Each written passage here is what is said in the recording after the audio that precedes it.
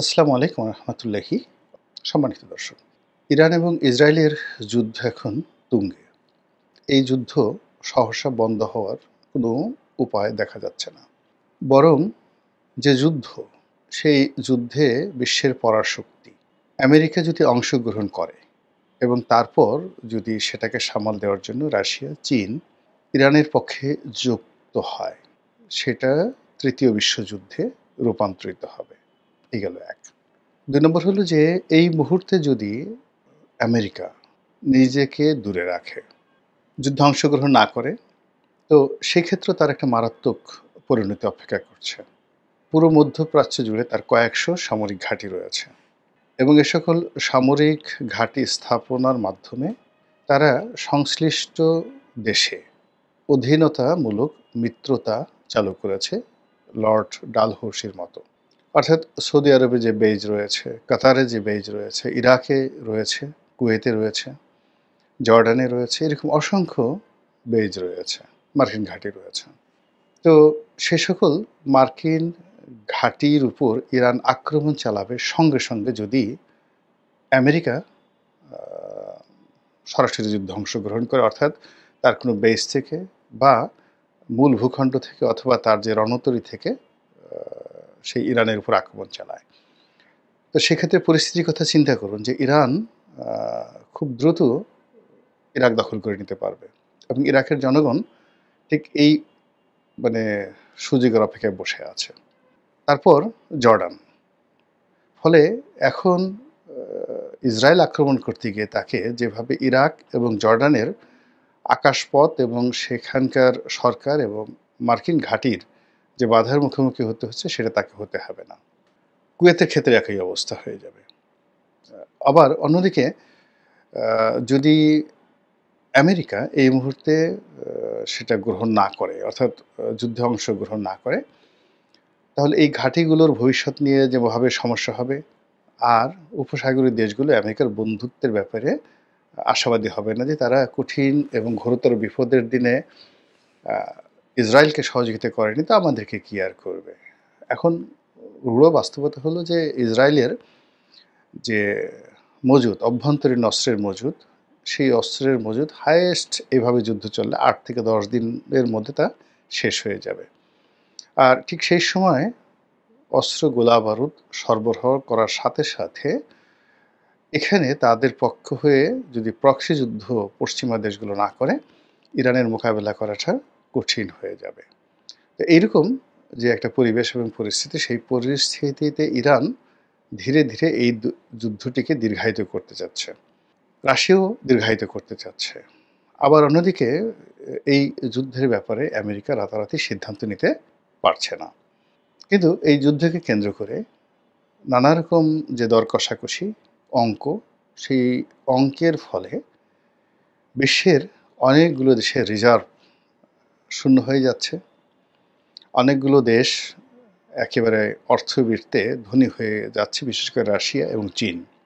America এবং পশ্চিমা দেশগুলো, তার সঙ্গে সঙ্গে আমাদের মতো দেশগুলো তেলের মূল্য বৃদ্ধি থেকে শুরু করে আরও অনেক কিছুর ফলে এখানে সর্বনাশ ঘটে যাচ্ছে।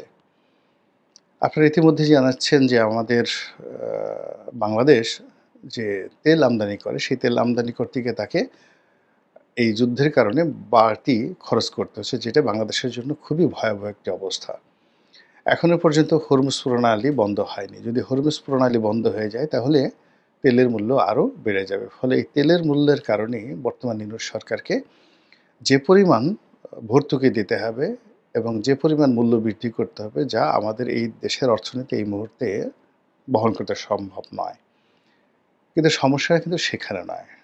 আমরা আজকে যে বিষয়টি নিয়ে আলোচনা করব, সেটি হলো এই ইরান এবং ইসরায়েলের যে যুদ্ধ।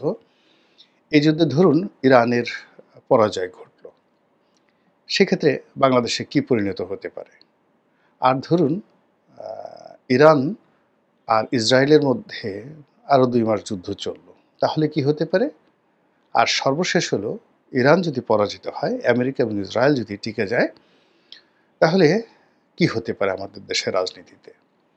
এখন যারা ক্ষমতায় আছেন, মানে ডক্টর মোহাম্মদ ইউনূসের সরকার, তাদের উপর পশ্চিমাদের একটা আশীর্বাদ রয়েছে, অর্থাৎ ইউরোপীয় ইউনিয়ন এবং আমেরিকার।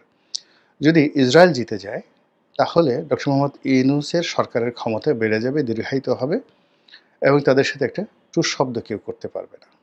সেক্ষেত্রে বিএনপির কপাল রীতিমতো পুড়বে। এই গেল প্রথম সমীকরণ। দ্বিতীয় সমীকরণ হলো যে after doctor Mohammad Yunus alternative হবে ভারত এবং আওয়ামী লীগ। আপনারা জানেন যে মোসাদের একেবারে ঘনিষ্ঠতম বন্ধু হলো ভারত। তো এক্ষেত্রে ইসরায়েলের জয় মানে ভারতের বিজয়। আর ভারতের বিজয় যখন হবে তখন তারা সঙ্গতির কারণে এখানে আওয়ামী লীগকে রাজনীতিতে পুনর্বাসিত করতে চাইবে, শেখ হাসিনাকে এখানে ঢুকাতে চাইবে, অথবা যারা ক্ষমতায় থাকবে সেটা ডক্টর মোহাম্মদ ইউনূস কিংবা বিএনপি, তাদের সবাইকেই সীমাহীন আনুগত্য দেখাতে হবে ভারতের প্রতি। এটা হলো ইসরায়েল যদি জয়লাভ করে। অন্যদিকে যদি ইরান জয়লাভ করে যায়, ইসরায়েল নেই, তো সেক্ষেত্রে যেটি হবে আমাদের এই অঞ্চলে ভারতের প্রভুত্ব কমে যাবে। আমেরিকা নড়াচড়া করতে পারবে না আগামী কয়েক মাসে, কয়েক মাস কেন বছরও। এই অঞ্চলে তার নিজের দেশে ট্রাম্পের বিরুদ্ধে মানে মানুষ রাস্তায় নেমে আসবে তার এই ভুল সিদ্ধান্তের জন্য, এবং আমেরিকান ইকোনমি তছনছ হয়ে যাবে যদি ইরান বিজয়ী হয়। আর সেক্ষেত্রে ডক্টর মোহাম্মদ ইউনূস এবং বর্তমান সরকারের নাম নেওয়ার মতো মানে কিছু থাকবে না, পালানোর মতো কোনো জায়গা থাকবে না। এবং পুরো পরিস্থিতি, ইরান বিজয়ী হলে পুরো পরিস্থিতি অটোমেটিক্যালি চীন, ইরান, পাকিস্তান এবং সেই সমীকরণে বিএনপির একেবারে নখদর্পণে চলে আসবে। এখন যেভাবে এশরাক নগর ভবন দখল করে সেখানে মেয়রগিরি করতে চাচ্ছে, আর তখন সারা বাংলাদেশ বিএনপি যেভাবে বলবে ওভাবেই হবে। এখন সেই সুযোগটি বিএনপি কীভাবে কাজে লাগাবে, তার জন্যই বিএনপিকে এখন থেকে প্রস্তুতি নিতে হবে, ভীষণ রকমভাবে প্রস্তুতি নিতে হবে যে যদি সুসময় আসে সেই সুসময়টাকে কীভাবে কাজে লাগাতে হবে।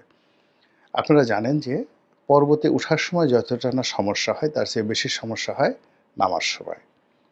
সিঁড়ি উপরে ওঠার সময় যতটা সমস্যা, নামার সময় কিন্তু শরীর ইমব্যালেন্স থাকে, ভীষণ রকম ইমব্যালেন্স থাকে। ওঠার সময় মানুষ পড়ে যায় না, কিন্তু নামার সময় মানুষ পড়ে যায়। তো কাজেই বিরূপ পরিস্থিতিতে বিএনপি বলেন, আওয়ামী লীগ বলেন, যে কোনো দলে রাজনৈতিক বন্ধন থাকে সুদৃঢ় এবং সেই রাজনীতি কখনো ভেঙে যায় না। কিন্তু যখন সুসময় আসে, জোয়ার আসে, জোয়ারে মানুষ কাণ্ডজ্ঞান হারিয়ে ফেলে। নতুন জোয়ার আসলে যেভাবে দেখা যাচ্ছে যে মাছ লাফাতে থাকে, ছোট ছোট মাছ ডিম পাড়তে থাকে, বাচ্চা হতে থাকে এবং জেলেরা মনের আনন্দের মাছ ধরতে থাকে, তেমনি রাজনীতিতে যখন সুসময় আসে সেই সুসময়টা যদি ঠিকমতো বরণ করে নেওয়ার মতো প্রস্তুতি না থাকে তাহলে সব কিছু এলোমেলো হয়ে যায়। যেভাবে আগস্ট মাসের 5 তারিখের পর 2024 সনে এনসিপি, ছাত্র জনতা, ডক্টর মোহাম্মদ ইউনূস এবং বিএনপি তাদের কারোরই একটু প্রস্তুতি ছিল না, ফলে সবাই মারাত্মকভাবে কিন্তু ক্ষতিগ্রস্ত হয়েছে দীর্ঘমেয়াদে। সেই তুলনায় জামাত তুলনামূলকভাবে তাদের প্রস্তুতি ছিল, তুলনামূলকভাবে তারা অন্যান্য রাজনৈতিক দলের চেয়ে ভালো আছে। তো কাজেই আবার যখন একটা সুযোগ আসছে বা একটা পরিবর্তন অনিবার্য, এই মানে ইরান এবং ইসরায়েল যুদ্ধের ফলে যে সমীকরণ আসে সেই সমীকরণে কারোর জন্য গলার কাটা, কারোর জন্য ফুলের মালা, কারোর জন্য পৌষ মাস, কারোর জন্য সর্বনাশ। এখন যাদের জন্য সর্বনাশ তাদেরকেও সর্বনাশের জন্য প্রস্তুতি থাকতে হবে, যাদের জন্য পৌষ মাস তাদের জন্য পৌষ মাসের পিঠা পুলি পায়েস খাওয়ার জন্য তাদেরকে প্রস্তুতি থাকতে হবে। তো যেটা বলছিলাম যে যদি ইরান বিজয়ী হয় তাহলে পুরো পরিস্থিতিটি বিএনপির হাতে চলে আসবে, একেবারে অ্যাজ ইট ইজ। ইলেকশন হোক বা না হোক, রাজনীতি চলুক বা না চলুক, পুরো দেশের কর্তৃত্ব তাদের হাতে চলে আসবে এবং এটা বড়জোর 15 দিন থেকে 1 মাস থাকবে। যেভাবে আগস্ট মাসের 15 তারিখ থেকে সেপ্টেম্বর মাসের 15 তারিখ পর্যন্ত বাংলাদেশে এমন একটা পরিস্থিতি বিরাজ করছিল যে ওই সময় ইচ্ছা করলে যে কোনো মানুষ, মানে 3টে দল, সেটা এনসিপি, ডক্টর মোহাম্মদ ইউনূস, জামাত এবং বিএনপি, তারা ইচ্ছে করলে একে অপরের সাথে প্রতিযোগিতা করে নিজেদের অবস্থান সুদৃঢ় করতে পারত, কিন্তু তারা সেটা না করে জোয়ারের টানে যে যার মতো করে তারা নিজেদেরকে ভাসিয়ে দিয়েছে। ফলে আজ সবাই শক্তি হারিয়ে ফেলেছে এবং মূল ভূখণ্ড থেকে স্রোতে তাদেরকে এমন একটা জায়গাতে নিয়ে গেছে, ওখান থেকে পুনরায় আবার জোয়ার বা ভাটা না আসলে তারা কেন্দ্রে আসতে পারবে না। ধরুন চাঁদপুরের মাছ, সেটা জোয়ারের টানে একেবারে সেই জোয়ার তো থেকে আসে, তো চাঁদপুর থেকে সোজা সেই চলে আসছে ওই যমুনা ব্রিজের ওখানে সিরাজগঞ্জে। এখন সিরাজগঞ্জ থেকে যদি আবার ভাটার টান না হলে তো সে যেতে পারবে না চাঁদপুরে। তো এরকম অবস্থা প্রতিটি রাজনৈতিক দল, ক্ষমতার অংশীজন যারা আছেন, তারা এই রাজনৈতিক জোয়ারে এমন একটা জায়গাতে চলে এসেছে যেই জায়গা থেকে আসলে এখন কেন্দ্রে ফেরা সম্ভব নয়। ফলে এই যে আগামীতে আবার একটা জোয়ার আসছে এই ইরান-ইসরায়েল যুদ্ধকে কেন্দ্র করে, এবং সেই জোয়ারে সেইটা জোয়ার না ঠিক, সেটাকে ভাটা। কারোর জন্য ভাটা, আমাদের দেশের জন্য ভাটা, এবং সেখানে আবার সবাই গিয়ে একটা কেন্দ্রে মিলিত হবে, এবং ওর জন্য যার যত সুন্দর প্রস্তুতি থাকবে সে তত ভালো করতে পারবে। তো সেক্ষেত্রে যেটা যদি বললাম যে আমেরিকা যদি জিতে যায়, ইসরায়েল যদি জিতে যায়, তাহলে পুরো পরিস্থিতি ডক্টর মোহাম্মদ ইউনূসের নিয়ন্ত্রণে চলে আসবে। এখন সেই নিয়ন্ত্রণে তিনি যদি আনতে পারেন সবকিছু, সেনাপ্রধান বলেন, ক্যান্টনমেন্ট বলেন, বঙ্গভবন বলেন, বিপ্লবী সরকার বলেন, সবকিছু তার হুকুমে চলবে। Everything for 1 month. এখন তিনি সেটাকে কিভাবে কাজে লাগাবেন? যখন যেটা তিনি পারছেন না, তিনি এখন তার খুব রাগ হচ্ছে, এরশাকে গ্রেপ্তার করতে তিনি চাচ্ছেন, কিন্তু তিনি পারছেন না। কিন্তু ওটা তিনি পারবেন। এই যুদ্ধের ওই পরিস্থিতি যাকে ইচ্ছা তাকে তিনি ক্রস ফায়ারে ফেলে দিতে পারবেন। Nobody will ask him. আবার যদি বিএনপির জন্য ঠিক সেম পরিস্থিতিটা তৈরি হবে, তারা যা ইচ্ছে তাই করতে পারবে যদি ইরান জিতে যায়। আবার যদি দীর্ঘমেয়াদে এই যুদ্ধটা চলে, দীর্ঘমেয়াদে চলে ২ মাস, ৩ মাস, বা ইউক্রেন যুদ্ধের মতো, মানে এটা আমাদের সবার জন্য এটি একটি মরণপণ সমস্যা হয়ে যাবে। এর কারণ হলো দুর্ভিক্ষ অনিবার্য হয়ে যাবে, ব্যবসা-বাণিজ্য খারাপ হয়ে যাবে, এবং আসলে তখন আমরা কেউ লাভবান হব না, কেউ লাভবান হব না। সুতরাং আল্লাহ রাব্বুল আলামিন তাই করুন যেটা আমাদের সকলের জন্য ভালো হয়। আসসালামু আলাইকুম ওয়া রাহমাতুল্লাহি ওয়া বারাকাতুহু।